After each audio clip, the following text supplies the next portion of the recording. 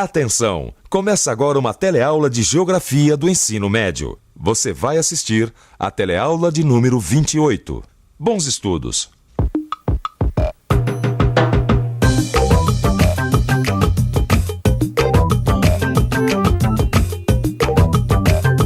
Aponta pra gente aí, onde é que tá a Amazônia? O Amazonas está aqui. Na Amazonas é o maior estado brasileiro, região muito grande. A senhora acha que a Amazônia fica só no Brasil? Sim, fica só no Brasil. Não sei te falar direito, mas se você for ver, ela vai entrar aqui na Colômbia. Você acha que na Amazônia a população é muito grande? Não, população não. Lá na floresta Amazonas não tem população. As riquezas naturais da Amazônia é a seringueira, a borracha. Ouro, bauxita. É engraçado, não é? Mesmo ouvindo falar da Amazônia desde criancinha, a gente fica meio na dúvida quando tem que descrever essa região imensa. E fica com mais dúvidas ainda quando tem que saber o que está acontecendo por lá. Bom, para acabar com todas essas dúvidas, a teleaula de Geografia de hoje vai falar só sobre a Amazônia. Você vai aprender como o Estado brasileiro promoveu o avanço do povoamento e a ocupação do território na Amazônia. Por que o Estado deu subsídios a projetos de mineração e agropecuários? Quais foram os resultados dessa estratégia? E vai ainda ver os conflitos que a ocupação provocou e ainda provoca. E agora, com você, Amazônia, a grande fronteira.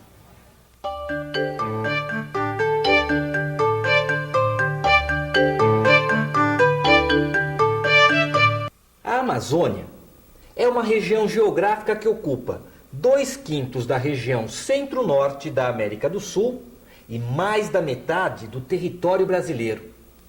A Amazônia não fica só no Brasil. Inclui terras da Bolívia, Colômbia, Equador, Guiana, Guiana Francesa, Peru, Suriname e Venezuela. No Brasil, a Amazônia compreende os estados do Pará, Amazonas, Acre, Rondônia, Amapá, Roraima e Tocantins. E ainda se estende para o norte do Mato Grosso e o oeste do Maranhão. É terra que não acaba mais, meu amigo. Olha, não é à toa que tem tantos países estrangeiros interessados na Amazônia. Mas por quê, hein? Só porque é grande? Não é só por causa disso, não. Olha, aqui nesse livro tem uma explicação muito boa da professora Berta Becker. Quer ver? Vamos dar uma olhada procurada aqui. Um dos últimos grandes e ricos espaços pouco povoados do planeta, a Amazônia representa imensa disponibilidade de recursos que se tornam escassos: terras, águas, minérios e florestas. Essa imensa e conflitiva região revela a estrutura transnacional do Estado brasileiro e da ordem mundial. A Amazônia é o palco de novas territorialidades regionais que se articulam diretamente com o espaço transnacional, o alvo de movimentos sociais globais e o instrumento de pressões externas para a adesão do Brasil ao norte. Rapaz, eu preciso pensar um pouco mais sobre isso aqui, viu? E você? Vamos pensar um pouco. Eu já entendi que a Amazônia é rica em terras, águas, minérios e florestas. E sei que não existem mais regiões assim na Terra que sejam tão pouco exploradas como a Amazônia. Sei também que a Amazônia é uma região conflitiva. Os governos dos países onde ela se localiza têm conflitos sobre a exploração dos territórios de fronteira. Os exploradores da região e de fora têm conflitos entre si e com os índios. E os índios têm conflitos com o Estado sobre a demarcação das terras. Agora vem a parte transnacional. Quer dizer, embora a maior parte da Amazônia pertença ao território brasileiro, existem interesses mundiais centrados nela, tanto a partir de países interessados na exploração, quanto de movimentos sociais interessados na preservação. Por tudo isso, o Estado brasileiro implementou estratégias para promover o povoamento e a ocupação do território da Amazônia a partir da extensão de redes técnicas. Quer dizer, o Estado começou a dar subsídios que incluem dinheiro e condições privilegiadas para projetos de mineração e agropecuários. Esses projetos são vetores de expansão de empresas nacionais e multinacionais. nós vamos ver melhor quais são esses vetores de expansão e os conflitos que eles geraram assim que a Laura chegar com o material que eu pedi a ela. Bom, para adiantar, eu vou dizendo para vocês que existem duas obras que marcaram a abertura da fronteira norte à região central e sudeste do Brasil. A construção de Brasília e da rodovia Belém-Brasília. Querida Iracema, foi bom trazer nossos filhos para conhecer a terra que a gente deixou há tanto tempo. Até eu estranhei Brasília, que não via desde a inauguração em 1960. Agora nós vamos pegar a estrada até Belém. Vou ver ao vivo as mudanças que essa ligação com o Centro-Sul trouxe para a nossa cidade, que tinha parado de crescer com a decadência econômica da borracha. É mesmo, né, Gil? Brasília é o símbolo do desejo de integração do Brasil, né? Olha, se a gente estudar um pouco de história do Brasil, a gente vai perceber que a nação ficou limitada durante séculos à faixa costeira, deixando de lado o interior imenso e despovoado. Você vê, Gil, a nova capital ela ficou situada numa posição estratégica, em contato com todas as periferias, ou seja, ela virou uma verdadeira ponta de lança do centro, entendeu? Então ela estimulou tanto o avanço da franja pioneira, quanto as ligações econômicas com São Paulo. Agora, Vicente, como é que ficou a Amazônia depois da construção de Brasília e da estrada? A Amazônia hoje assume a expressão básica das fronteiras. Como não haviam organizações sociais capazes de oferecer resistência, o governo federal assumiu diretamente a iniciativa da modernização.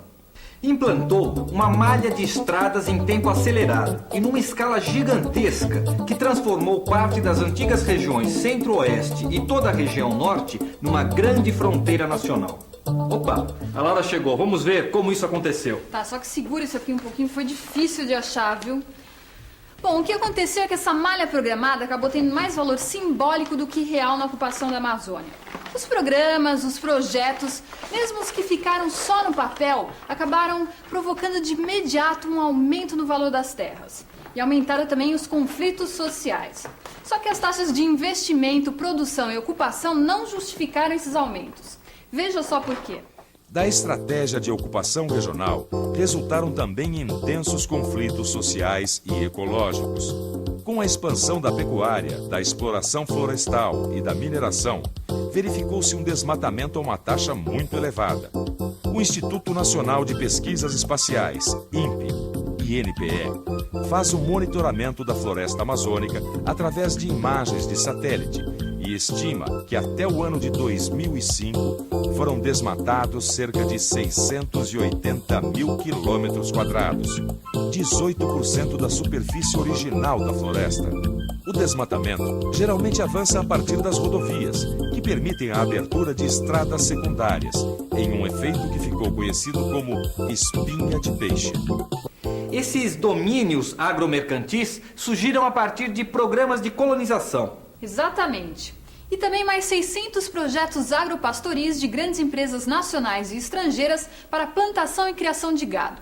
Só que desses 600, só 20% foram efetivamente implantados, ou seja, uns 120.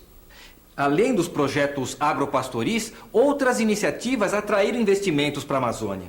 Escuta, a senhora saberia dizer onde é que foi fabricado esse aparelho aqui? Só procurando, dá para procurar? É Zona Franca de Manaus, exatamente. A indústria brasileira é Manaus, tudo bem. Zona Franca de Manaus? Me diz uma coisa, o que é uma Zona Franca? Zona Franca? Eu creio que seja uma área que eles têm certa autonomia na fabricação de produtos eletrônicos aqui no Brasil. Onde vendem produtos sem pagar imposto ou que ajuda o governo, uma coisa assim. As fábricas vão para lá com o intuito de melhorar a região, né? Em termos de comércio, de indústria, de emprego, e tem uma isenção de impostos, né? Zona Franca é um local onde o comércio de importação e exportação não paga impostos. Por causa desse incentivo, várias indústrias se estabeleceram em Manaus. Sabe qual foi o resultado disso? Hoje Manaus cresce muito mais do que Belém. Existem na Amazônia grandes projetos de exploração de minérios, com sede nas company towns, em joint ventures ou isoladamente. Vamos ver isso mais de perto?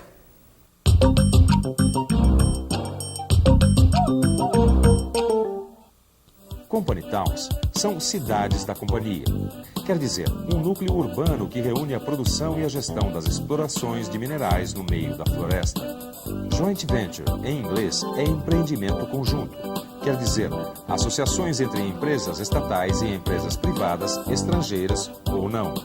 Agora, Vicente, me diz uma coisa, olha, com tanta facilidade para as grandes empresas, olha, mineração, Zona Franca, investimentos, joint ventures, por que a Amazônia não vai de vento em popa? Eu não entendo. Ah, mas isso aí tem a ver com a recessão mundial do início da década de 1980. Recessão? É. Recessão.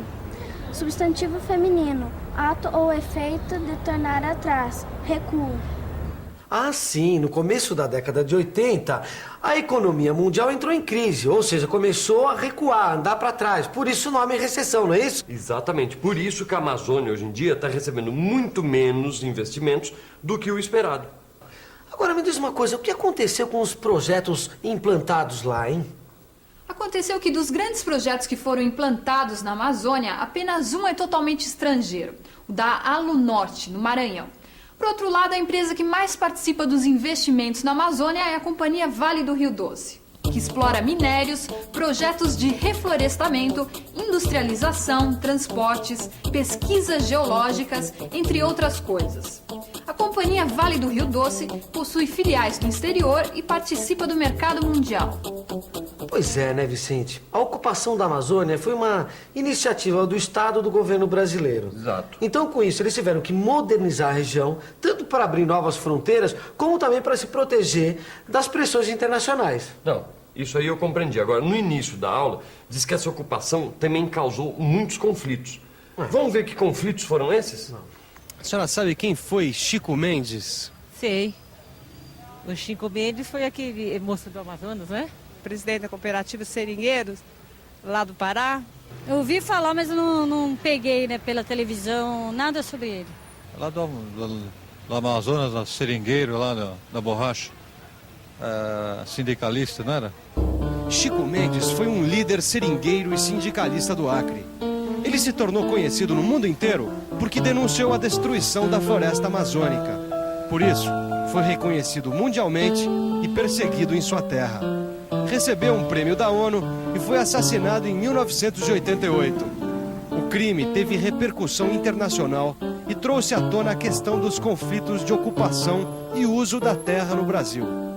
A história de Chico Mendes é um entre os muitos exemplos dos intensos conflitos sociais e ecológicos que resultaram da ocupação da Amazônia.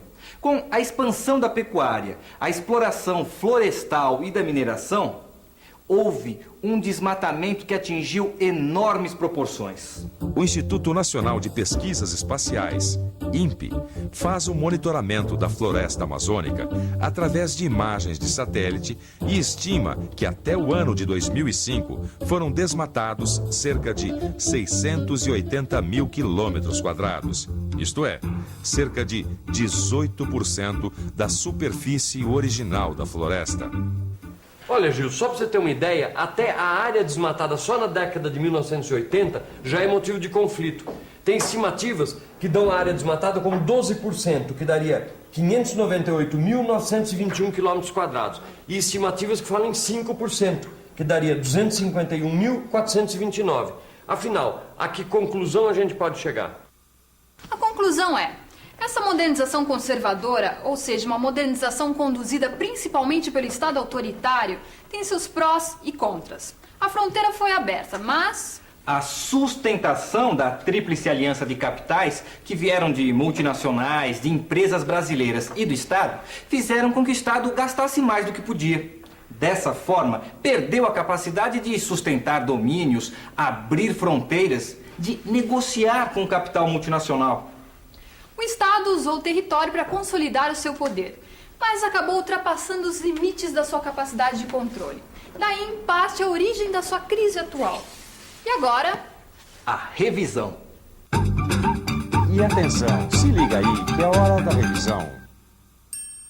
Na teleaula de hoje, você ficou sabendo como o Estado promoveu o avanço do povoamento e a ocupação do território da Amazônia. viu que as marcas da abertura da fronteira foram a construção de Brasília e da rodovia Belém-Brasília. O governo assumiu diretamente a iniciativa da modernização, implantando estradas, programas e projetos que não foram totalmente realizados. A Zona Franca de Manaus e o Projeto Carajás representam focos de investimentos na Amazônia. Finalmente, você aprendeu que da estratégia de ocupação regional resultaram conflitos sociais e ecológicos. Até a próxima!